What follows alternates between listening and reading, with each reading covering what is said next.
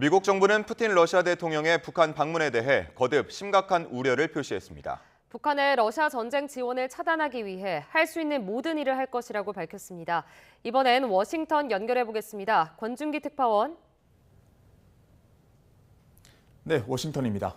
네, 푸틴 러시아 대통령의 북한 방문에 대해서 미국 국무장관이 입장을 밝혔다고요.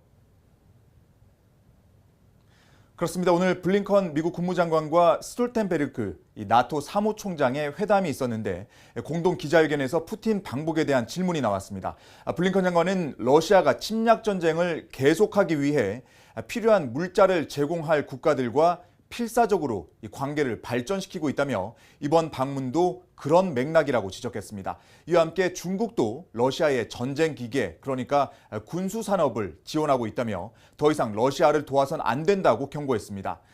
북한의 전쟁 지원을 차단하기 위해 가능한 모든 일을 하겠다는 의지도 분명히 밝혔습니다. 직접 들어보시죠.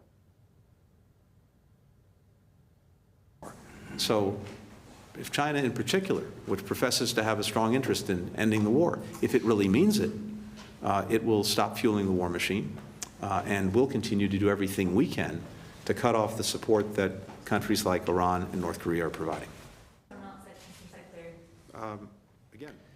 스톨텐베르그 나토 사무총장은 푸틴의 북한 방문으로 유럽 안보 문제가 더 이상 유럽 지역에 국한된 게 아니라는 걸 보여준다고 말했습니다. 이란과 북한, 중국이 러시아의 전쟁을 지원하고 있다며 더 이상 안보를 지역별로 나눌 수 없다는 겁니다. 그러면서 다음 달 워싱턴에서 열리는 나토 정상회의에서 한국, 일본 등 아시아 국가와 안보 협력을 강화하기 위해 논의하겠다고 밝혔습니다. 네, 백악관도 푸틴 대통령의 북한 방문에 대해서 언급을 했죠. 그렇습니다. 백악관은 어제에 이어 푸틴 방북에 대한 우려의 입장을 내놨습니다. 한반도 평화와 우크라이나 독립, 또 세계 비확산 체제에 관심 있는 사람이라면 누구나 걱정할 일이라고 말했습니다. 그러면서 지난달 푸틴 대통령이 시진핑 중국 국가주석을 만나 뜻을 모은 것처럼 한반도 문제를 외교적으로 풀어야 한다는 입장을 북한에 전달할 것을 촉구했습니다. 이 부분도 들어보시죠.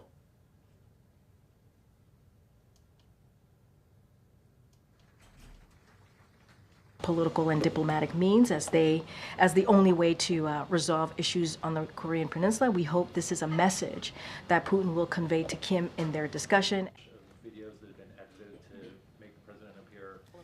백악관은 러시아 침략 전쟁을 돕거나 유엔 안보리 결의를 위반하는 일이 벌어져선 안 된다며 북한과 러시아의 거래를 면밀히 주시하겠다고 밝혔습니다. 지금까지 워싱턴에서 YTN 권준기입니다.